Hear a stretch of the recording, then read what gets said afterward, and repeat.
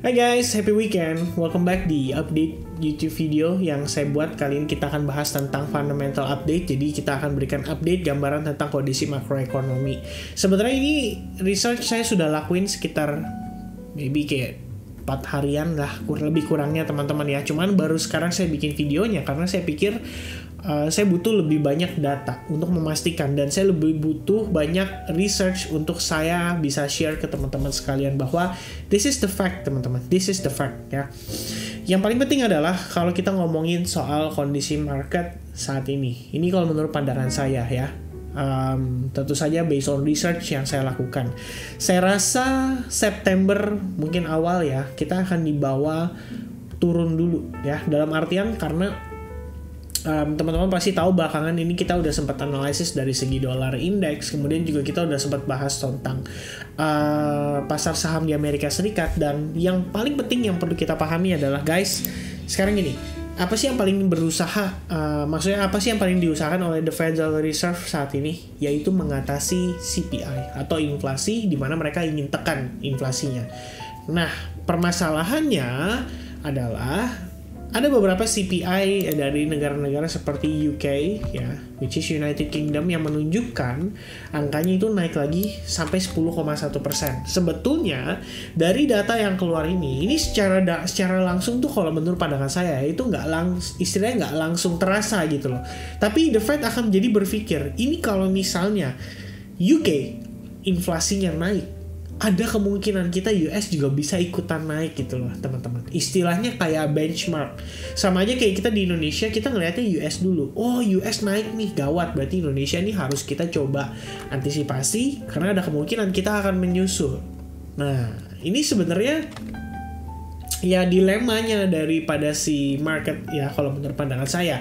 That's why sebenarnya kenapa sih stock market itu harus turun dulu? Karena kalau misalnya stock marketnya naik, berarti kita ngomongin banyak orang yang profit di financial market, banyak orang yang profit karena dia beli saham ya. Dan ketika sahamnya udah cuan, simpelnya adalah mereka jual dan mereka cash out.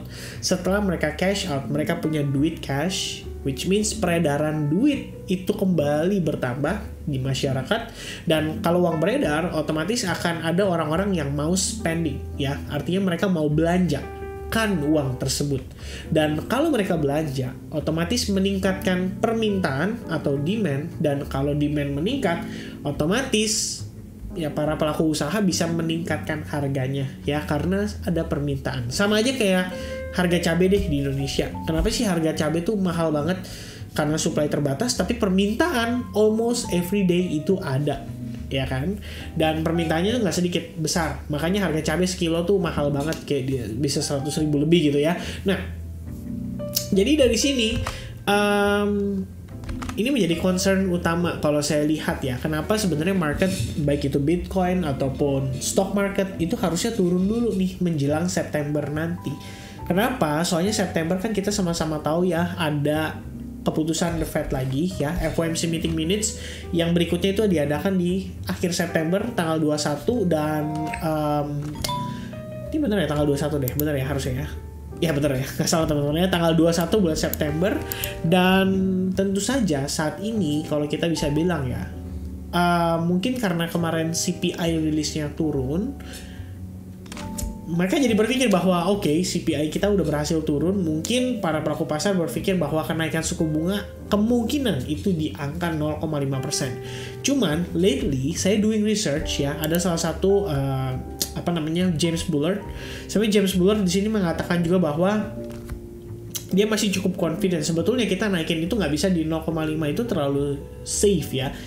Targetnya sendiri by the end of 2022 adalah sekitar 3,75% sampai 4%, dan saat ini itu berkisar di 2,25% sampai 2,5%. Nah, kalau misalkan dia mau ngejar targetnya di 3,75 sampai 4%, itu berarti mereka butuh sekali lagi kenaikan di 0,75. Pertanyaannya adalah apakah di September, apakah di November, atau di Desember, teman-teman. Nah, yang kita perlu ketahui adalah kalau The Fed naikin suku bunga, itu US stock market cenderung turun. Dan kalau misalkan kita ngelihat US stock market cenderung naik, dan the Fed di sini berpikir bahwa nggak bisa nih.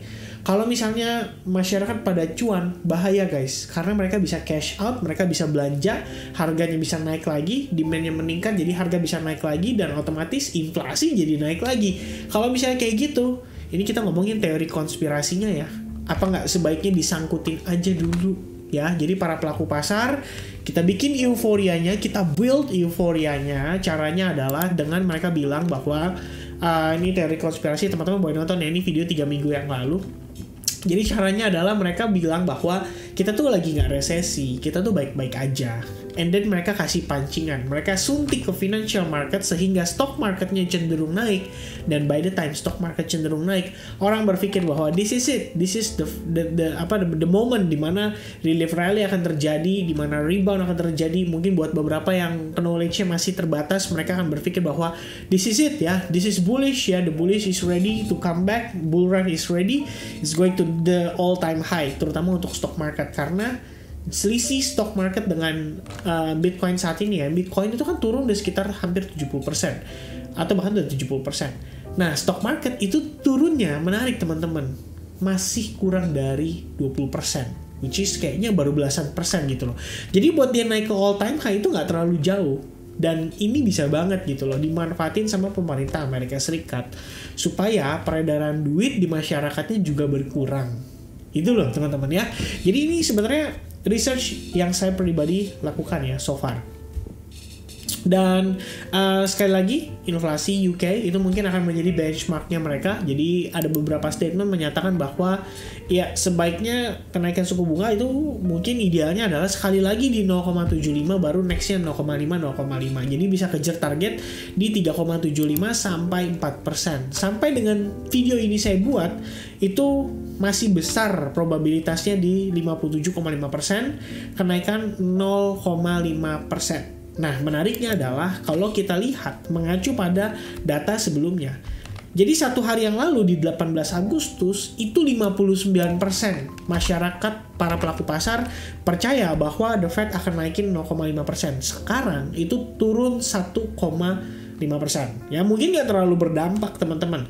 Tapi kalau ini diakumulasi setiap hari 1,5% sampai 32 hari mendatang, itu jatuhnya sekitar 45%. Jadi turun dari 57,5% turun 45%, itu berarti berkisar di angka 12,5%. Maka masyarakat atau para pelaku pasar percaya bahwa kenaikan suku bunga kemungkinan pada September mendatang akan menjadi di 300 sampai 325 BPS atau 0,75%. Nah, tahu dari mana nih istilahnya ya? Ini kita ngomongin kan istilahnya semua berupa research ya. Ini saya lakuin research based on data aja. Kita coba lihat juga berdasarkan apa yang diberikan statement oleh para pelaku pasar, terutama expert dan juga para ya member FOMC sendiri ya. Ini pertimbangan saya karena kita belakangan ini kan mungkin teman-teman pasti tahu ya, Michael Burry atau Michael J. Burry.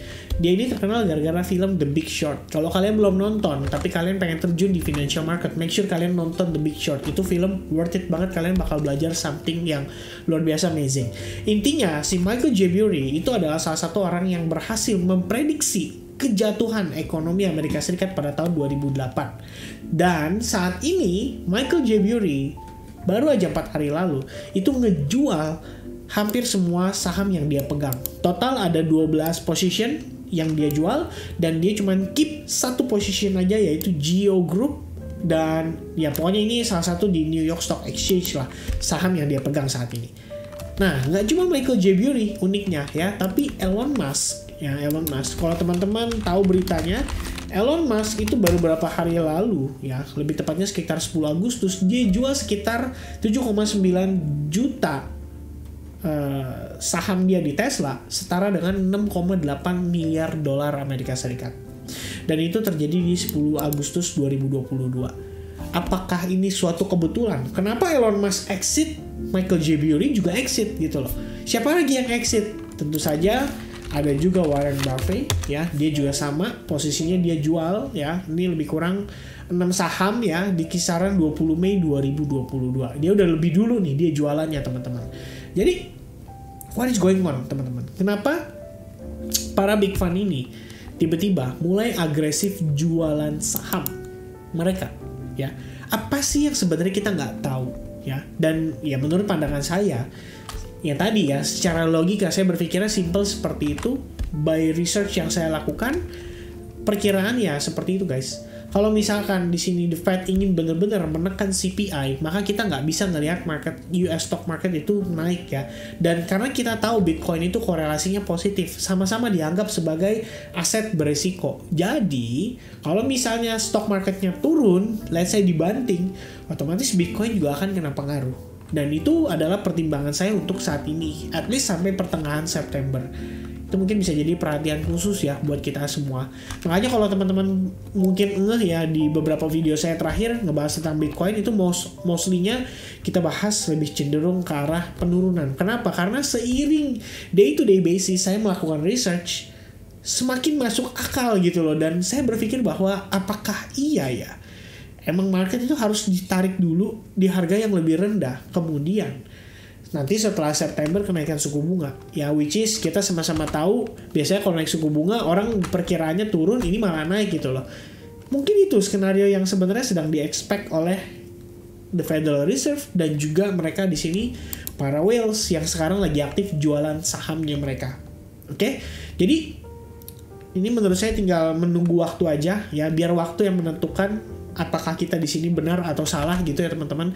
Tapi yang pasti di sini sifatnya bukan prediksi. Saya doing research sebisa mungkin, saya pengen mendeliver informasi sebaik mungkin ke teman-teman. Di sini bukan saya pengen memberikan unsur fear, uncertain dan doubt ke teman-teman sekalian. Kalau kalian yang merasa bahwa harga ini udah cukup murah, ideal untuk kalian melakukan akumulasi, go ahead guys. Karena memang tujuannya untuk investment. Tapi kalau misalnya buat teman-teman yang trading, ini adalah warning. Karena buat saya, kita di sini harus bisa ngelihat segala perspektif. Jadi nggak cuma positifnya, dan mungkin teman-teman kalau ini kita ngobrol kayak gini ya, mungkin saya doang kali ya yang sekarang lagi ngomongin tentang situasi terburuknya ya. Jadi maybe saya bisa salah karena balik lagi saya di sini minoritas jatuhnya teman-teman ya. Dimana sebagian besar dari kita percaya believe bahwa market crypto masih bisa pump lagi sekali lagi ya. Dan ya saya pun sebetulnya lebih berharap seperti itu. Ya siapa sih yang nggak suka ketika ngelihat market pump naik hijau ya, karena semua portofolio kita pasti jadi hijau, jadi happy kita ya kan, dan jadi profit gitu loh. Cuma permasalahannya adalah harus ada satu atau dua orang yang tetap merimain kita semua bahwa guys, there is a possibility bahwa kita bisa salah dan mungkin saja sebetulnya market itu udah siap untuk turun lagi ya. Dan at least dari beberapa video Bitcoin saya terakhir kita udah bahas dan kita sudah memberikan antisipasi move ke teman-teman bahwa trendline di time frame daily itu sudah break. Jadi tinggal masalah waktu untuk membuktikan apakah Bitcoin akan benar-benar turun. Dan rupanya per kita update beberapa jam yang lalu, Bitcoin bener-bener ya istilahnya memberikan respon bahwa ya ini turun gitu loh. Memang dia turun dan sampai ke range yang saya pun expecting bahwa ini masih ada possibility higher low-nya ya. Jadi ya kita sama-sama doa yang terbaik, prepare for the worst, karena worst case scenario itu nggak siap, belum tentu kita siap untuk menerima ya resikonya. Tapi kalau yang namanya plus hijau bullish, ya siapa sih yang nggak suka? Saya rasa semua senang. Oke, saya rasa itu aja. Have a nice weekend guys. Sorry banget kalau obrolannya jadi panjang dan mungkin sedikit berbau-bau konspirasi, but who knows guys. Itulah yang saya pertimbangkan. I think that's it. Thank you very much. I'll see you guys again in the next update. Have a nice weekend. God bless and goodbye.